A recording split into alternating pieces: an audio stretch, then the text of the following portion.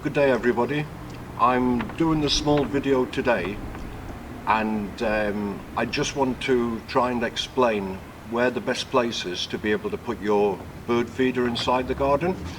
And I stay in a communal garden which is very enclosed. There's no area for animals to be able to get in, so the birds and the wildlife here that is inside are totally protected. And the mix that I'm going to show you today is all from the RSPB, and we've got this first one today which is the no ground mix, and this is actually for your thrushes, your sparrows and blackbirds, some of your bigger birds, and this is a really good mix for them.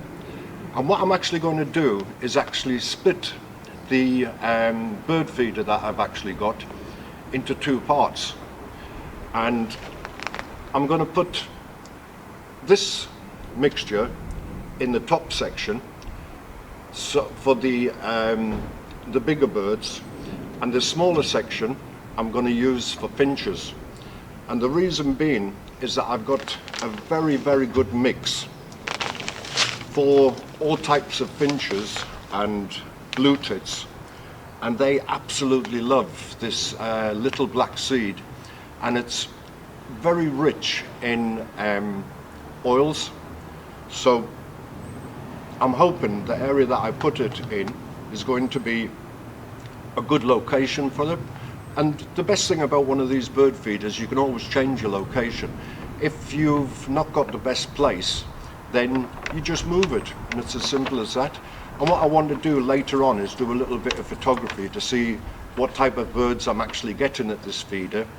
And from what I've seen from last year, there was quite a few birds that actually comes into this section.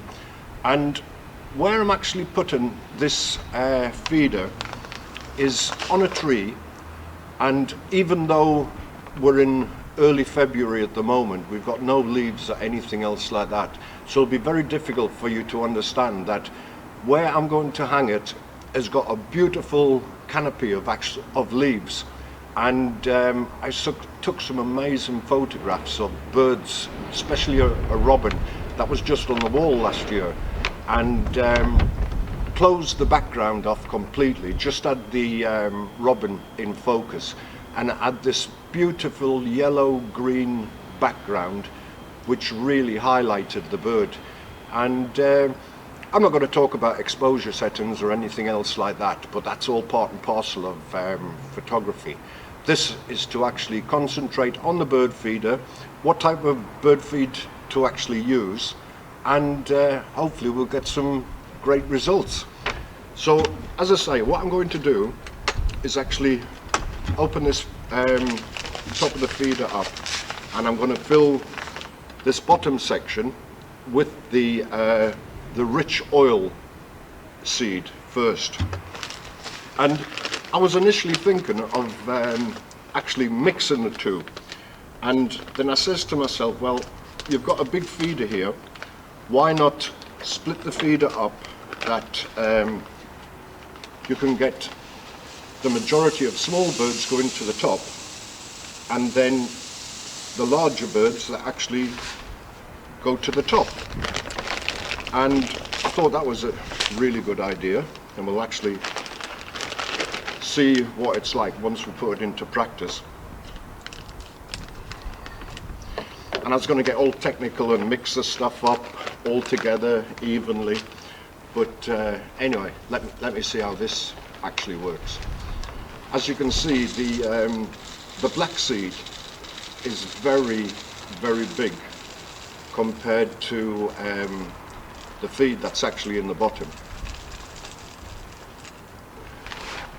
and that is because it's for larger birds.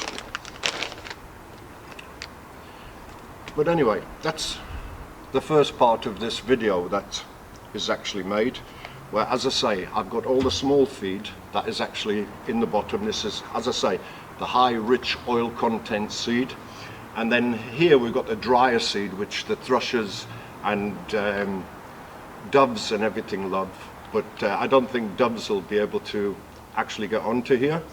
So as I say, let's see how this actually works out, and then I'll show you the location of where I'm actually going to put it just now.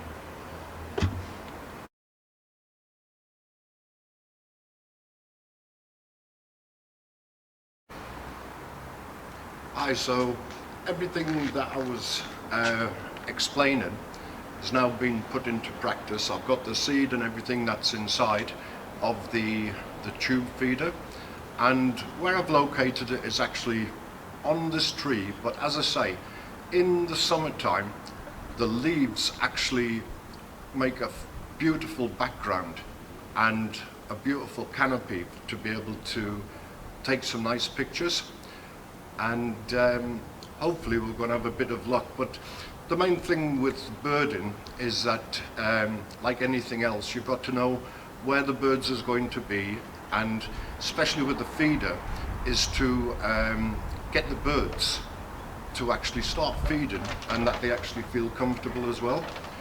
And let's hope we'll have some success, and hopefully I'll be able to show you some photographs of some of the birds that I actually take from this location.